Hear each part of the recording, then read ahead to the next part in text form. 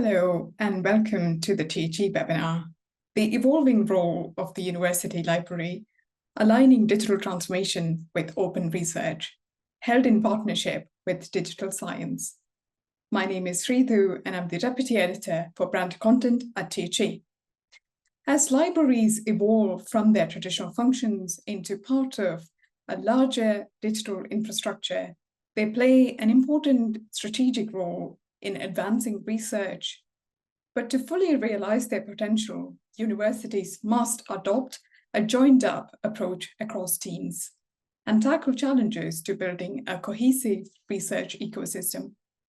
We have a brilliant panel joining us today from different parts of the world to share insights and best practice on strengthening and optimizing the role of libraries within research management. I will now invite our panelists to introduce themselves. Cara, could I start with you? Absolutely. Thank you so much. My name is Cara Jones. I am the University Librarian at the American University of Sharjah in the United Arab Emirates. Thank you. Tim, do you mind going next? Yes, hello. My name is Tim McGarry. I am the Associate University Librarian for Digital Strategies and Technology at Duke University in Durham, North Carolina, United States. Thank you. Ari, could I come to you next? Yes, hello all. My name is Ari Hironen. I'm Chief Digital Officer at University of Jyväskylä, where I lead our digital strategy, IT operations, enterprise architecture, etc., and tight cooperation with our library. Great to be here. Thank you. Asma? Sure. My name is Professor Asma Salman. I'm the Vice President for Research at the American University in the Emirates in the UAE. I'm also a Professor of Finance. Thank you. And finally, Claire? Yes, good afternoon or morning, depending on where you're joining from. My name is Claire Turner. I'm the VP of Academic Markets at Digital Science, and I look after all of our university and research institution partners with tools and services. Thank you. Before we get started, I would like to mention that this webinar is being recorded and we'll share an on-demand video and a summary article with all the participants after the webinar. We'll also be taking questions from the audience, so please use the Q&A function to post any questions you have.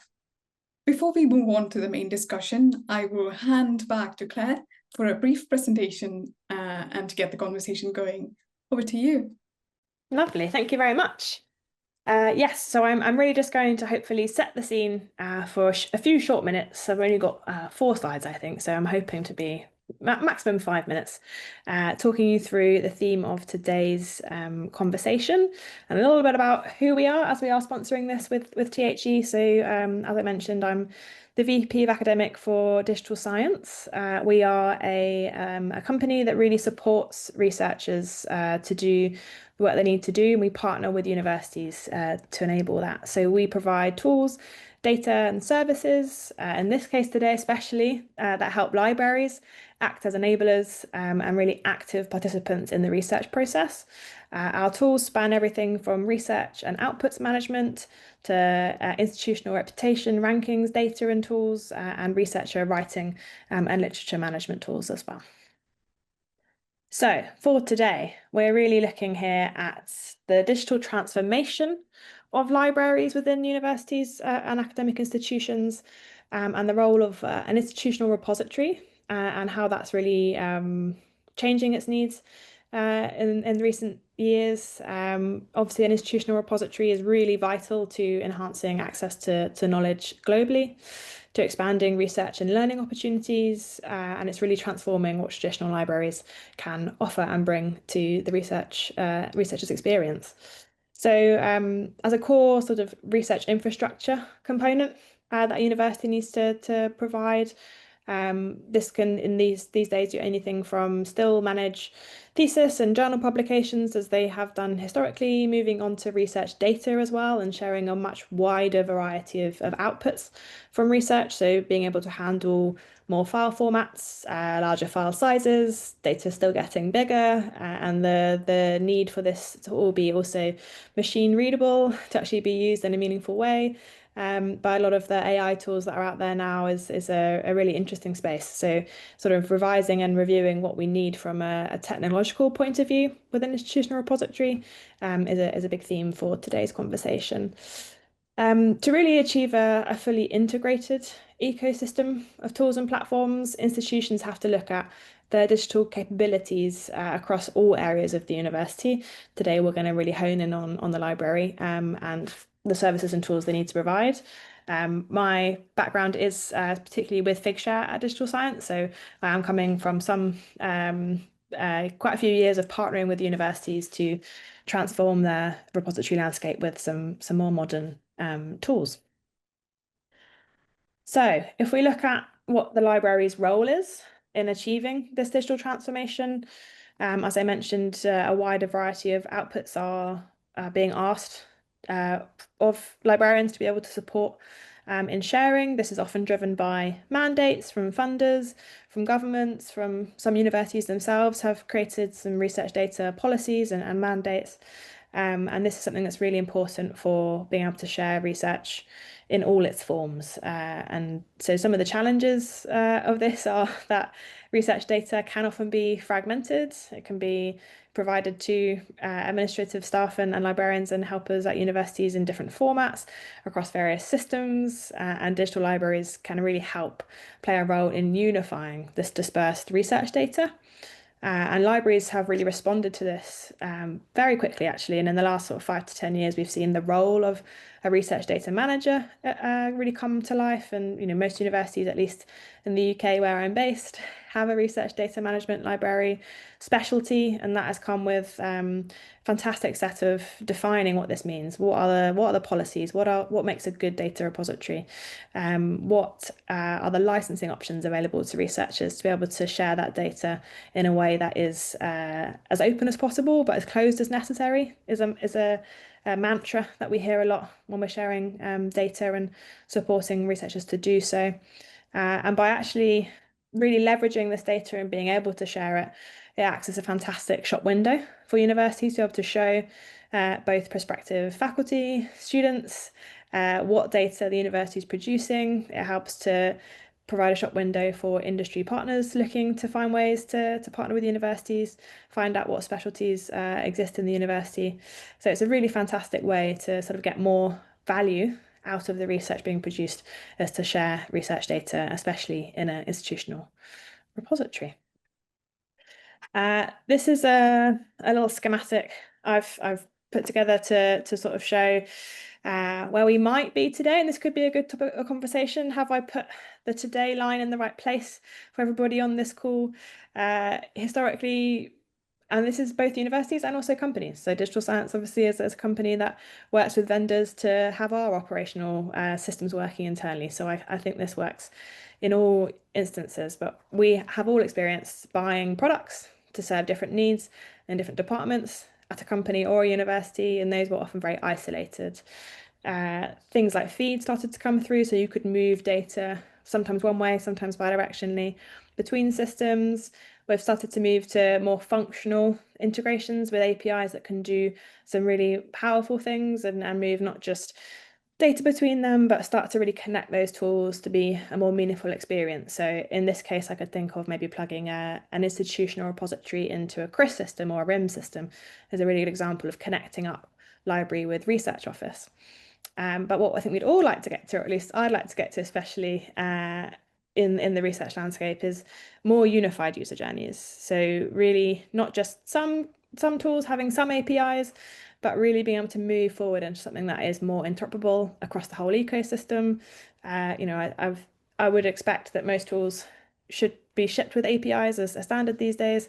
And there are some universities that are starting to actually mandate that any tool they buy has to have an API that's fully robust and documented to be able to actually go through procurement. So there are some drivers from universities to move more quickly to this interoperable ecosystem. Where exactly we are today on that line is definitely up for debate, but I think we are seeing that we're expecting our infrastructure to do more in playing with the other tools that you've bought at the university, so that information can flow across the university campus in a lot more of a streamlined and smooth way. Right, that brings me to the last slide and some of these bullet points that are hopefully going to drive our discussion today. So yes, we've got everything from what is actually the strategic importance of embedding this transformation for the research community within a university. How can we shift towards open research and open data, and what new systems and services do we need to provide from a university to allow that to happen? Innovation in universities, especially in libraries, this needs to be something that exists to be able to enable this shift. How can libraries support digital transformation with this concept of a next generation institutional repository? So something that is interoperable, does have the ability to handle research data as well as more traditional research outputs. And what further collaboration is needed between library directors and digital strategy teams or research directors on this goal to deliver continuous improvements? So hopefully that set the scene up for today's conversation. I will leave this slide up, I think, because this is some of the talking points that we pulled from the agenda for today. Any questions come through, Shrithvi? Yes, thank you, Claire. That was an amazing snapshot of the things that we look forward to discussing in the time that we have remaining. So I want to start with the first point that you mentioned, the strategic value. And that's something that the webinar title itself touches on, the evolution or the evolving role of libraries within the larger context of digital transformation. So let's start by discussing the value of embedding digital transformation in research. From a strategic point of view, what makes digital transformation in research an important part of the puzzle? So that's my first question. Perhaps who would like to get us started on that? Ari, could I come to you? Yeah, maybe I start. Let me ground this in one concrete story of digital transformation. 30 years ago, we collected bird migration data by mail. We received about some 1,000 responses, and that's kind of remarkable community effort for its time.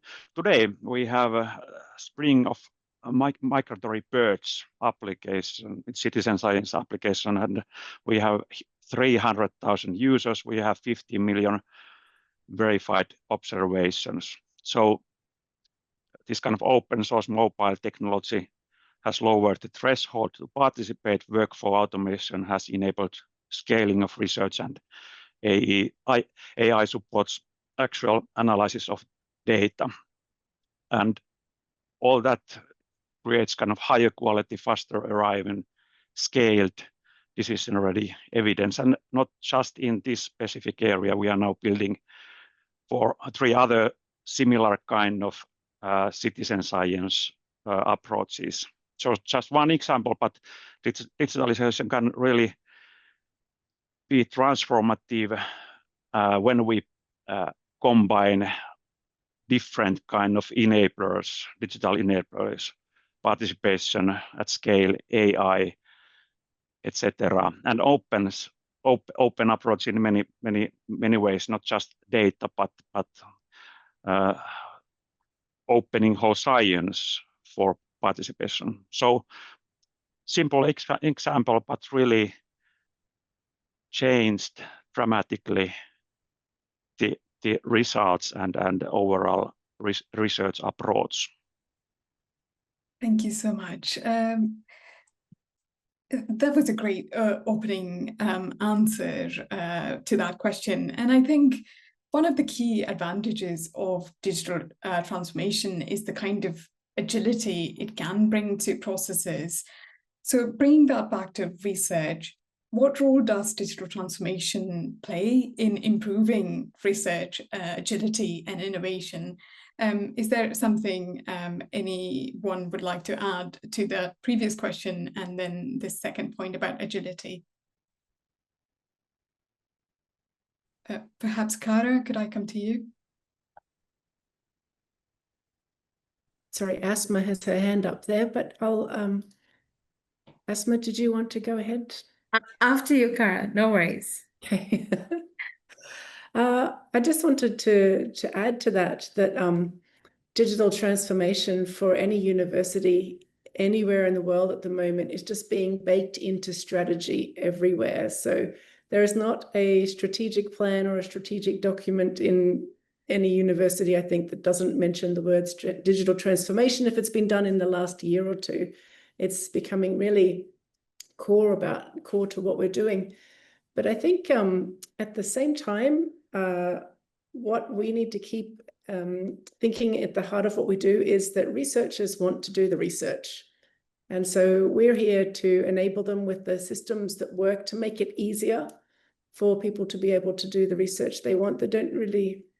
They just want to be enabled to do those things. And I think when we get to the end point that tells us what we've done with any kind of digital transformation, the end point is where we no longer need to be telling people to be compliant with something. It's something that people already do, and they do it because it's easy within their workflows.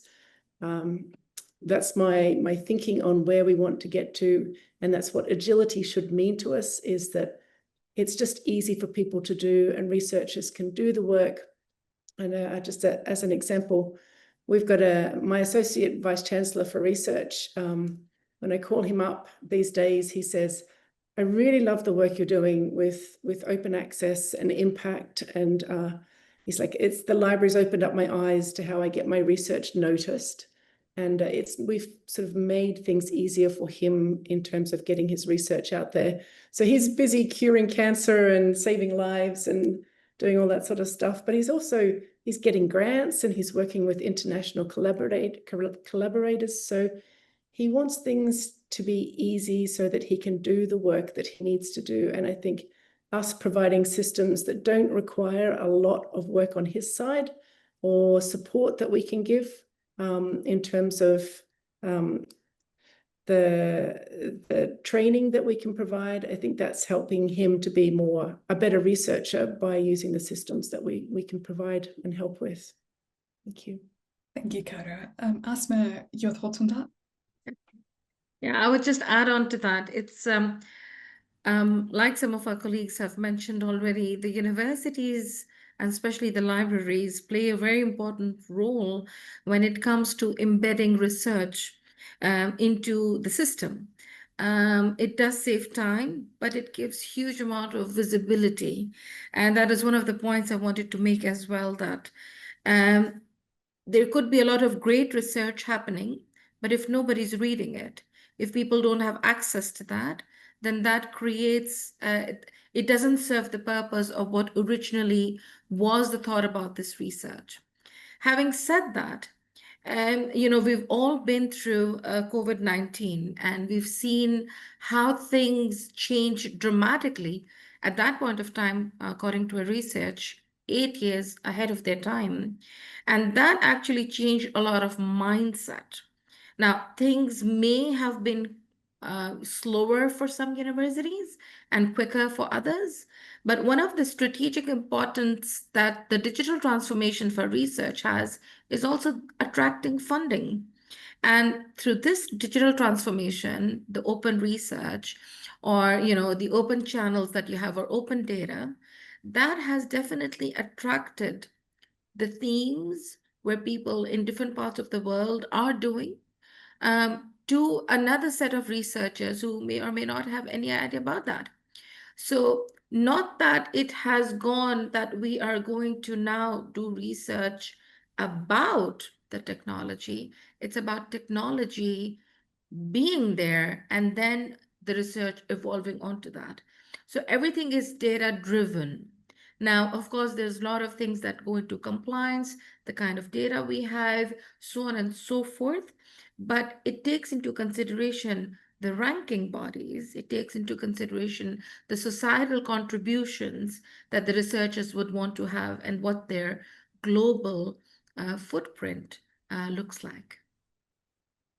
Thank you, Asma. I would certainly like to come back to that point about visibility and explore that in more detail later on. Moving on, we were talking about strategy as the cornerstone of putting these into action and actually realizing some of the benefits that Cara and Asma mentioned. what practical steps can institutions take to ensure that digital transformation supports and enhances research? Ari, if I could come back to you on this question, do you have any examples that you would like to highlight from your institution? Yeah, I fully agree what Kara said, that digitalization of research is really in all strategies, and that's the case also in our university. I think two things are important: that strategic approach, but then also grassroots engagement. And typically, scientists are maybe not individualists, but really heavily focusing on their research, and this kind of so to say administrative things, processes, metadata management, etc., are not always in top of priorities, and therefore I think really essential is to involve researchers to develop and listen to those, and then for example, we together with University Library, we organize internal fairs, seminars, communicate through multiple channels.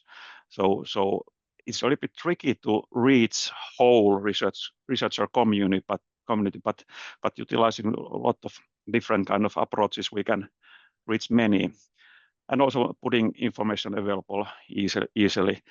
And then also I think there is this run and change kind of things. I think in this run area where we are running things, and for example doing this data management, automating processes, those processes should be easy and smooth. And then on the other hand, if thinking about this kind of central IT development, like my team, we cannot monitor all technologies on the field. So other thing is this kind of how to put whole researcher community to evaluate and also tell how technology is evolving, what kind of new solutions there are, and then how we can efficiently manage innovation pipeline. So and of course one key thing is to share success. So really tell about excellent research, excellent results, and by that encouraging the community. Thank you. Tim, would you like to add to that point? Yes. I mean, if we think about the foundational role of libraries, even before the digital transformation era that we're in now, is to provide access at the basic level to whatever users were seeking, and then secondarily to specialize and work with researchers to dig in deeper and provide access in the second and third levels that researchers and other students and the communities were looking for. So the libraries are well positioned to take the big picture view and to build this and build some innovation within the central aspect of the research lifecycle, so we can contribute. The innovation that's happening digitally within research is happening organically within the disciplines, and so every discipline is going to have a different path and a different pace and different opportunities. And I think it's been a wonderful opportunity for libraries to be able to take that big picture view and meld it with the goal of providing as universal access as we can to our communities, both at the broad level as well as the specific disciplinary level that users are seeking. Thank you. Building on that point about the role of libraries in centralizing and managing that data, and how they are well positioned to champion the development of more cohesive and integrated research systems. Kara, could I also ask you to weigh in on that point? What makes them particularly well positioned to do that? Oh, this is such an interesting question, I think, because when you think about libraries, and this is, I think years ago, Lorcan Dempsey was talking about the Inside Out Library, and we've been working towards something like that. When you think about libraries, it's more about a cultural shift, I think, that we're experiencing at the moment. So libraries used to be more about, in large part, university libraries, about transactional services. So we were custodians of collections, and we would manage access to subscriptions of different resources.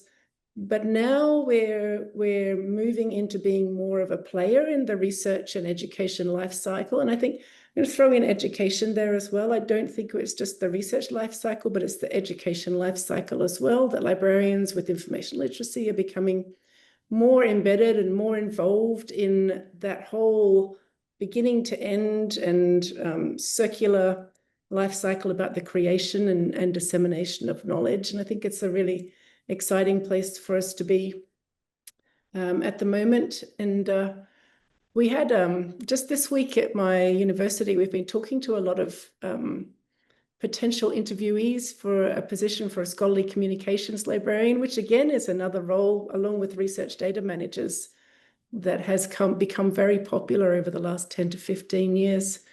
And it's interesting because when you talk to these librarians from the US or South Africa or the UK or Europe or Australia, they're all kind of moving, we're in libraries and we're all moving towards the same sort of direction, the same organizational shift. So we're talking about doing work that increases the sharing and the visibility of the research that's happening at our organization. And I think that on the flip side of that, you could say, if your library is not engaging in this kind of conversation with the institution and providing this kind of support, then that's a bit of an organizational issue, because it's not just doing it to get ahead of the game these days, it's doing it to be a player in the game of research and visibility and getting your work out there. So it's really interesting time, I think, for libraries to be involved in these conversations and be leading or championing the open research and open data and making research available. Tim, are you also seeing similar changes in your role? How do you see library services and systems evolving to meet the changing needs of research? Yeah, I agree with Cara. We are seeing great transformations within our organization. I've been at Duke for about 11 years now, and we have spent since 2017 building a program for research data management and to partner with research. And it is becoming the keystone of my organization and how we're delivering our partnerships to the campus. I think we need to be realistic that the research enterprise is also a very competitive space, and we need to position our institutions to be competitive for those grants and for that reputation and for that opportunity. So what our program has been doing are building a generational impact for the researchers that are coming through our programs, to train them on the opportunities of open research, to recast the expectation of research accountability and responsible conduct of research. Open research absolutely fulfills responsible conduct of research, and I think that's something that has been transformational as well. And it positions our researchers better to be competitive in the work that they're aiming to do and the success that they're aiming for as well. I mean, if we think about how quickly their research activities have changed, where going from recording everything off of an instrument into a piece of paper or into a lab notebook that you kept in your safe in your office or something like that, to where data is now just comes right off the equipment and doesn't even need to be interpreted by an individual. Instead, is interpreted later in the process. All that data now being available, you need information professionals to also help train and determine what is valuable data to retain, what is valuable data for publication, who's going to need it next, and also the opportunities for what to do with failure, because that's something that's actually really important in the life cycle as well. So we have become back also to one of the Cara's points of the changing in libraries. We're no longer transactional in this relationship. We're partners. with researchers. We're partners with researchers for their goals, for the institutional goals, as well as for the future researchers who will have the opportunity to use that research that's been made open, whether they're undergraduate students who are looking to get into a discipline or whether they're graduate students who are trying to build on their own expertise and become senior researchers in the future. Thank you. My next question is in a similar vein, how libraries can transition from being service providers to becoming co-creators of research innovation. I think we've touched on that a little bit, but I was wondering, Asma, in your role as the Vice President of Research, what changes do you see and what kind of strategic conversations are you having around this? Yeah. It's very interesting that, the libraries or the role of the libraries at the universities, gone are the days that, they are the quiet archives, and now they have become the knowledge hub or the digital dynamic innovation hub. When it comes to co-creating, it's a mindset change. Because here it's almost like, you are producing a research, or you're producing either it's an article or a publication of sorts, or it's a report. The change that I have witnessed at AUE particularly, it relates to the analytics. Now, we receive analytics that were not there before available for researchers. Now, I don't only mean the analytics that would be from different service providers, that we usually do get that, but also to probably have them as a metadata. Now, that we have not reached thus far. However, when it comes to the different skills of the librarians and how the research analytics are put through, what is the need and the kind of role the faculty members have in terms of that research? Are they embedding the different, we have a UAE national agenda. We usually have our themes around that in our research strategic plans. How we are fulfilling that with the help of the university library staff has seen the change. The kind of data we need as researchers has seen that change coming up in the libraries. Not only that, there is a far more different set of different things that are available within the library. We have 7 different colleges. So each college would require a particularly different set of information, whether it is stemming from analytics, whether it is stemming from different kind of resources. Those are then available per college in a different way. We call it the eBrary. So we have this internal library. It's available completely, of course, digitally for students and faculty members. And we also get, in this way, we are able to have different collaborators come in and also make use of that eBrary. Having said that, that puts, you can bring collaborators together, you can work on something together, and then you can put it up into open source. So it all ties in well, whether we're talking about a data source, whether we're talking about the analytics, if we want to do something on a topic on libraries, or we want to do a topic on the universities itself, then we'll have a different curated data. So the part of production that we're talking about and the mindset change that we talk about, co-creation, stems from there. Has the road been easy? Definitely not. It's a mindset change. There is a lot of professional development that is required from there. About 2 years ago at the university, we did something which was core for professional development. We put a lot of resources for faculty and staff alike to learn these particular things, especially data-driven, that could help the researchers. That has saved time. We have curated data in front of us. We also have something which is more customized probably to the internal AUE faculty. So this digital transformation to have library as innovation partners has been helpful for AUE. Thank you. I want to switch gears a little here to talk about another critical research infrastructure, that is institutional repositories. What are some of the ways that libraries can leverage next generation repositories, as Claire mentioned, to advance and support digital transformation in research?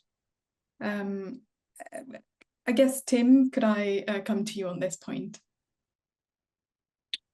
Sure, be happy to give a first response. In our experience at Duke University, we learned pretty quickly that institutional repositories play a very specific role for supporting our researchers, but don't play the only role in supporting our researchers. I go back to the point I made earlier about the digital transformations within research happening organically within the disciplines. And there are a plethora of repositories that are worldwide that are supported by societies, supported by industry, supported by discipline groups themselves, and I think we learned very quickly that in order to be an active partner and a credible partner with our institutions, that we needed to build an ecosystem of repositories that were available to our researchers so that they could have the best destination to support their open research. And so we looked to build our institutional repository to fill in the gaps and to fill in the roles that we're missing, or that our researchers were identifying explicitly as saying, I need this, I don't find this elsewhere. And where the credibility of Duke can be the cachet necessary to support that research as well. So we took a mindset very quickly to be as broad as possible, looking to invest in the technology that would help us to do that the best. And we've come up with various solutions. So our teams are trained to work with publishing into our institutional repository or helping to publish into repositories that are outside of Duke, so that it can serve the best needs for the researcher themselves. Thank you. Kara, do you have a take on that as well? I think from my perspective, so it's really good that you've got such a variety of institutions represented here today, because you have Duke on the one hand, which is really able to be setting a course and setting a direction for what their researchers need, and responding to those needs really well. And so I'm at an institution with 6,000, we have 6,000 students, and we're only 25 years old. And it's a very different scenario, but for us, the repository is in many places, and the repository is in different stages of development. And I think for us, it's developing the skills that go along with the technology. So we've got the basics. We've got a repository. We're now focusing on enabling our researchers and our librarians and our staff to be able to use the systems that we've got, and just get those skills out and about. So the training and the working and the advocacy are the bits that we can do maybe a little bit better than we can do in terms of supporting people with the technical infrastructure. We can support people with the skill sets that they can use to then, as Tim was saying, go off to other repositories or Figshare or wherever people are keeping their data and their publications, and help them understand that this is part of the process and the publishing process as well at the moment. I'm really sorry, I can't work out how to raise my hand, which is terrible because I haven't been on Zoom for a very long time. We use a different platform. If it's okay, I would love to jump in for this bit. We've got a really global panelist, but actually we haven't got anybody from like a national evaluation exercise country, I think, on here. I could be wrong with Finland, but the UK, for example, has the REF exercise, the way in which the UK government hands out money to the universities to sponsor research and activities. And actually, an institutional repository for the UK market plays a massive part in being able to get money down to the university from the government. So every 7 years-ish, a REF comes around, a research evaluation framework exercise, and the last few years we've seen the sort of mandates and the guardrails around how you can submit your research to this exercise evolve, and work has to be made open. Often an institutional repository is a really good way to achieve openness if it's not at source through publication. So we see some very different drivers in certain countries depending on how their universities get money from their governments. So New Zealand, there's PBRF. Australia has ERA, always a interesting one to see if that's going to come back round again.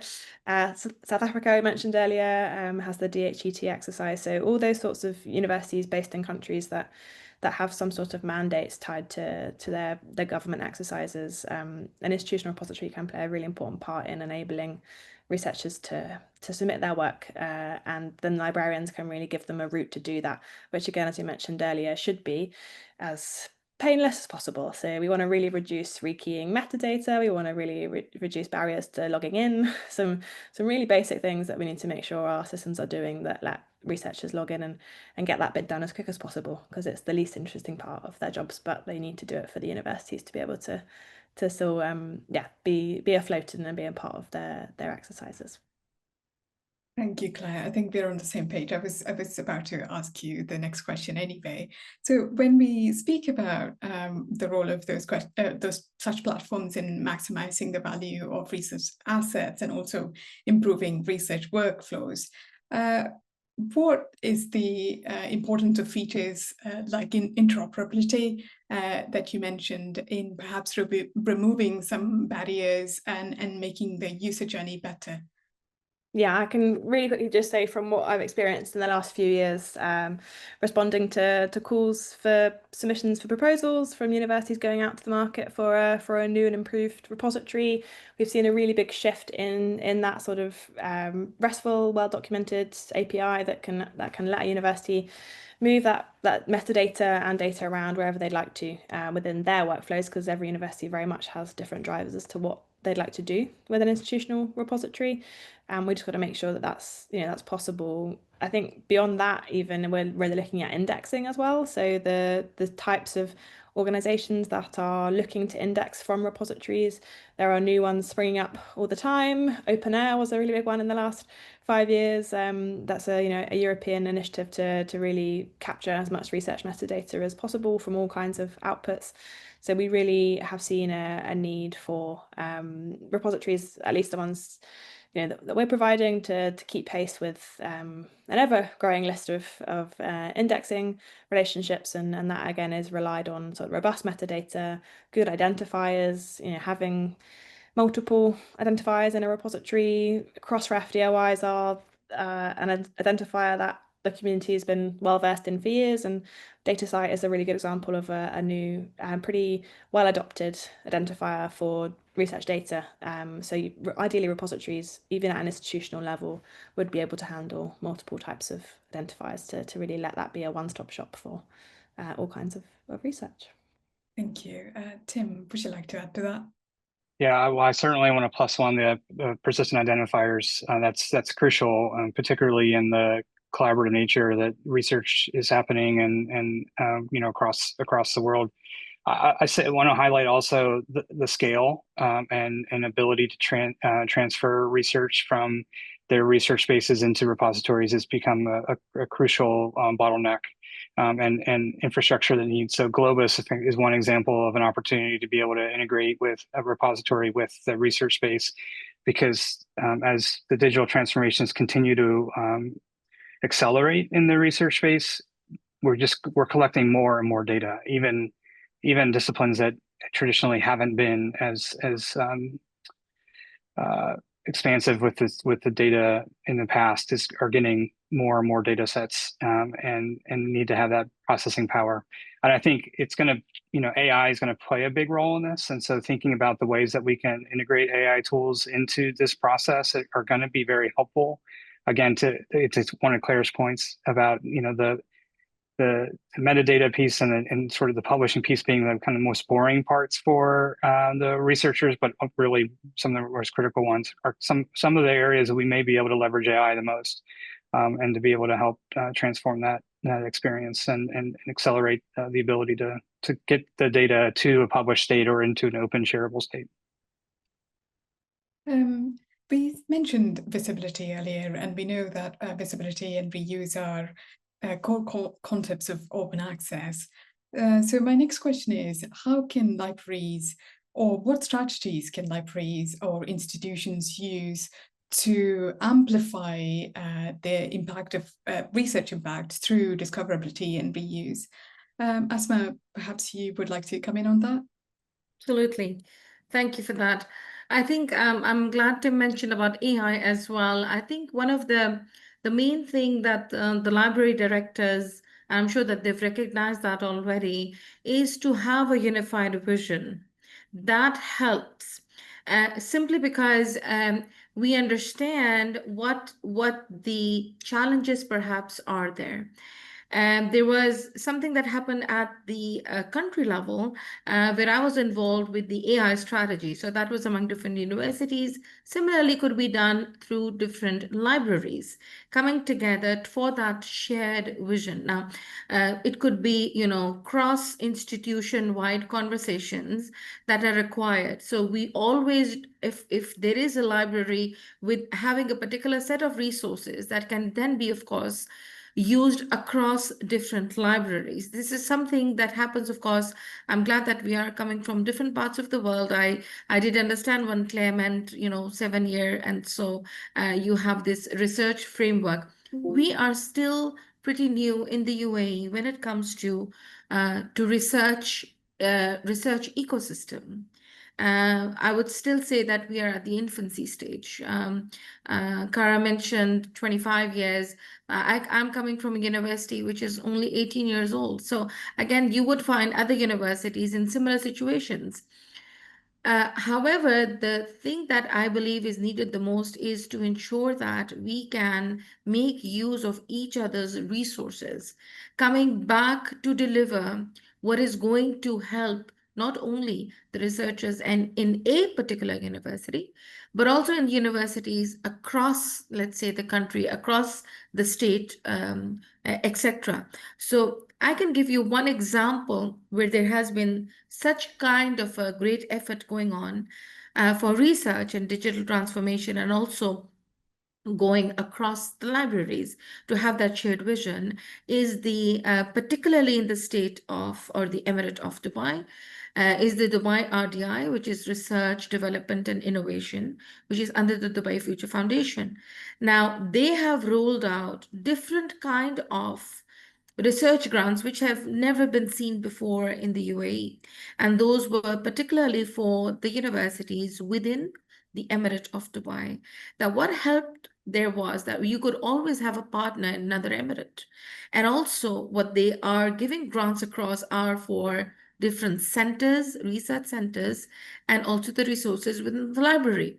So the idea over here is that there is a larger emphasis on the research ecosystem, which means that the vision is to have within the universities go 50% research and go 50% teaching and learning, which of course always requires the help of digital transformation within the libraries. But there is such a larger emphasis on having this co-creation across universities, having that unified vision, maybe having councils or sitting on committees together, which would then come up with this open science strategic planning, or bringing all those together on the table. Because the Ministry of Higher Education and Scientific Research here is keen on having these digital policies across the universities, which are, again, enablers, not something which would only come for compliance. Thank you. And I'm curious, is that a process that is enhanced by digital transformation? I guess my question is, does that help in capturing and measuring that impact? I guess to explore what this looks like in practice, could you share some examples of new technologies or approaches that you have adopted or piloted at your institution? Sure, absolutely. So one of the things that we had started was that even far before COVID happened and things went digital, we have started everything as I give the example of eBrewery. Now, many times, many institutions may or may not have access to a lot of library resources, which would be available if they are not at the institution, either through their IP systems and so on. So all of that was required or available for faculty members or researchers generally, even if they're off campus. So there was a lot of work that went through that. Internally, we have also used the blockchain technology, which has also been helpful in our functionings, which goes through a data workflow from one department or one unit or one head to the other. The third thing that has also been very, very, very helpful to us, since we were talking about the different repositories, we have a system internally built at the university, which also takes the data from these repositories. So that is again available. So that is something that gets updated every day, 2 a.m. in the morning. So you have the most updated data. So we then take this data from different repositories that then help us to create that information or that data set internally or for our users, for our students at the university. These are just some of the examples that have helped in that. And thirdly, we have collaborated with a lot of publishers as well. And those publishers have given us some of their own, I mean, it might be typical for other universities too, but where we're trying to create some kind of co-created labs. Now, those labs could be used as faculty research labs, they're virtual, or they could be for student research labs, which is also virtual. So again, those then can be customized according to the need and the theme that we're following. That also helps understand what kind of data is needed, what could be the resources needed, and so on. So again, you are fast tracking and you're also putting everything on the cloud. So it's digital, so it can be accessed from any part of the world. Thank you. Ari, if I could come to you next. We briefly spoke about skills gaps in this process. So what skill building is necessary within teams to support open, digitally transformed research ecosystems? And how can institutions better support their teams to achieve that? Yeah, I think Asma had good point with that national or even international cooperation. So that is definitely one crucial thing and a lot to do there. Overall, of course, in digital transformation, collaboration is key. And for example, in our case, we have a scaled agile framework in use for several years. We bring in business owners, library people, IT people together. And during 1 week, we will create plan for next 3 months, 2 weeks iterations there. So these are different kind of collaboration skills and also systematic ways of doing that is really good. And of course, digital tools support that.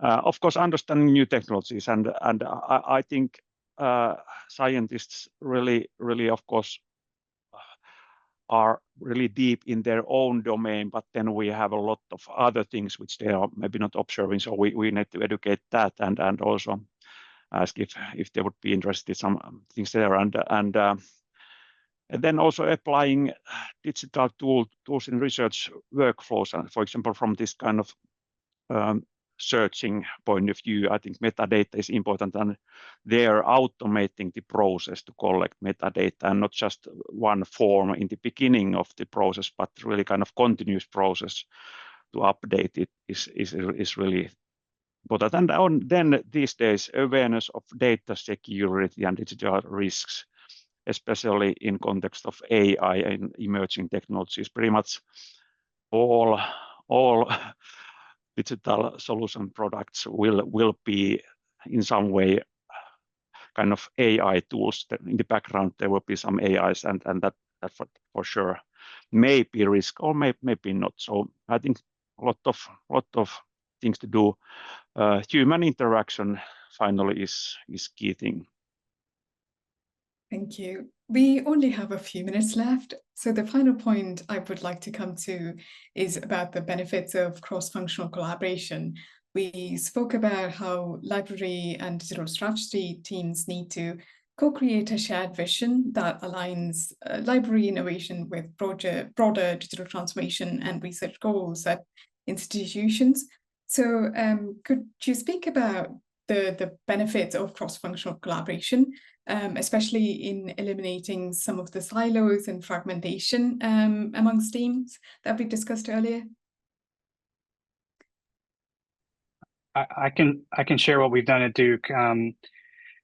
3 years ago, the Chief Information Officer at Duke started a process with the faculty to find out where the gaps were for research computing support. And within the first phase of that investigation, discovered that there were really more gaps in the ways that we were collaborating between the Office of Information Technology, the libraries, and the Office of Research. And so she brought together an initiative that includes the CIO, the Vice Provost for libraries, and the Vice President for Research together. And so we have an initiative called the Compute and Data Services Alliance that helps us to work together better as 3 organizations at the university level.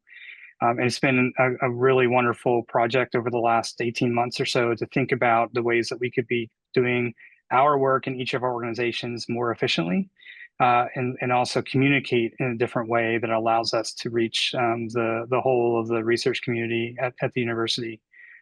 I will say from the library's perspective, this has only enhanced the work that we've been trying to do beyond Duke University. So one example in the United States is that we were one of the founding institutions for the Data Curation Network, which is a human network of data professionals, data science professionals in libraries. And we really have spent that time together to build up our own expertise and also to be able to build educational programs that can help other institutions who are starting data management programs or feeding into the digital transformation area have a solid footing. And so those are 2 examples that I can certainly share about those collaborations.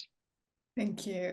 Ari, would you like to add to that? Yeah, quickly one addition. Well, as I mentioned, this scaled trial framework has been really good and crucial for our collaboration. But then, like in any digital transformation, management, commitment, and ownership is important. And in our case, for example, our digitalization program or digital strategy has three focus areas. One is digitalization of research, and owner is vice rector of research, and then overall strategy is overseen by the rector. So I think this kind of top management commitment is also really important to go forward. Thank you. Kara, do you have any final remarks on or advice on the cultural shifts and practical frameworks that are needed for promoting collaboration across teams? I think the only practical aspect that you might think about is, again, coming back to, I know it's weird to talk about practical implementations and strategy, but you need to have that alignment between all the different aspects of the university to have everybody working towards the same sort of goal. When you need to talk about, you're here to support your researchers, and you're here to talk about doing good research and having good governance for your research, and you're having good tools for your research. So I think the alignment comes with making sure all of those different areas come together under the strategy and the policy, but also provision of the tools and the training that goes with that together. Thank you. We only have another minute to go. Asma, would you like to add something really quickly? Yeah, absolutely. So just tying everything together, we started with research and the digital transformation and so on. I think that collaboration we can no longer work in silos. When we talk about research, we talk about impact and publications. Your citations only increase when you're collaborators, when you have collaborators with you. It no longer works if you're a single author. You could certainly do that, but having a collaboration, whether it's a book or any form of publication, collaborations are the key, and I think that they are driving through this digital transformation. Thank you so much. That's all the time we have today. I hope everyone found the conversation insightful. Many thanks to our wonderful panelists for sharing their insights with us today, and to everyone in the audience for joining us and being part of the discussion. We will share the recording of this webinar and a post-event summary article with you in the coming days. Thank you once again, and goodbye.